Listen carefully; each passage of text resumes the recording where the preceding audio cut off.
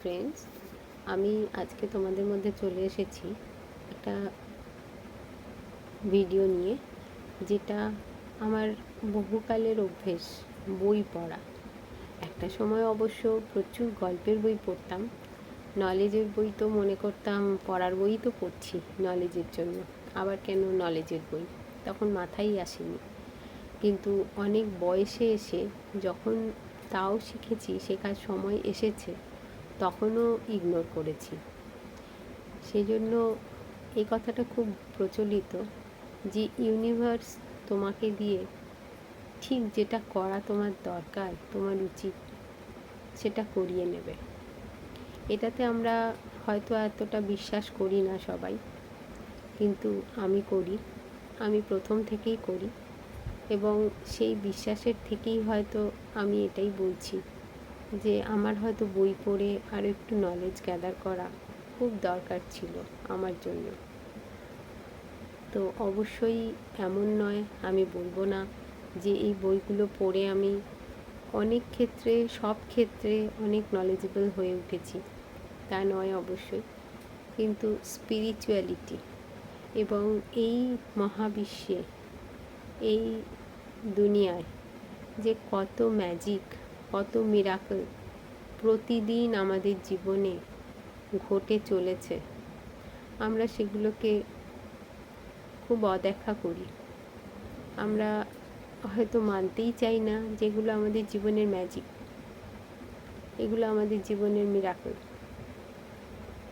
কিন্তু যারা মিরাকলে বিশ্বাস করে, বা তোমাদের মধ্যে যারা করো, আমি ভীষণ মিরাকলে বিশ্বাসী।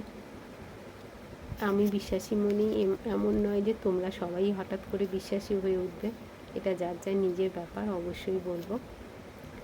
তো আমি মিরাকলে বিশ্বাসী। আমি মিরাকল ঘটতে দেখতে ভালোবাসি। আমার লাইফে কোনো মিরাকল হচ্ছে এটা বিশ্বাস করতে আমি ভালোবাসি। তো আমি একটা ম্যাজিক বই এখন পড়ছি রিসেন্টলি। সেলফ ডেভেলপমেন্টের জন্য যে কটা বই পড়ছি, তার মধ্যে এই বইটা সেরা লেগেছে আমার। তোমাদেরকে অনেক দিন ধরে ইচ্ছে ছিল যে একটু করে পার্ট প্রতিদিন যদি তোমাদের সঙ্গে শেয়ার করে নিতে পারি। জানি না কতটা পারবো, কারণ সময় খুব কম থাকে হাতে, আর তোমাদেরকেও কতটা ইন্টারেস্ট দিতে পারবো বইটা পড়ে, যারা তোমরা ভালোবাসো এগুলো জানতে বা এগুলো নিজেদের জীবনে অ্যাপ্লাই করতে, তাদের উদ্দেশ্যে বলছি। যদি তোমাদের কিছুও মাত্র এর থেকে উপকার হয়, বা কিছু তোমাদের আলাদা রকম ঘটে, তাহলে তার জন্যে অন্তত নিজেকে ধন্য মনে করব। Thank you. আমি একটু একটু করে প্রতিদিন পড়বো তোমাদের সামনে। তোমরা চেষ্টা করো আমার সঙ্গে থাকতে, ভালো লাগবে। দেখো, ফার্স্টেই এই বইটা আমি তোমাদেরকে দেখিয়ে দিই। বইটার নাম কিন্তু ম্যাজিক, আর অথরের নাম হচ্ছে রন্ডা বার্ন। এটা যদিও একটা সমস্যা যে আমি তোমাদেরকে দেখাচ্ছি যেটা, সেটা তোমাদের কাছে রিভার্স দেখাচ্ছে। যা গিয়ে বইটার মোটামুটি তোমরা কাভার পেজটা দেখে নিলে। সিক্রেট, এটার বেসটা হচ্ছে সিক্রেট।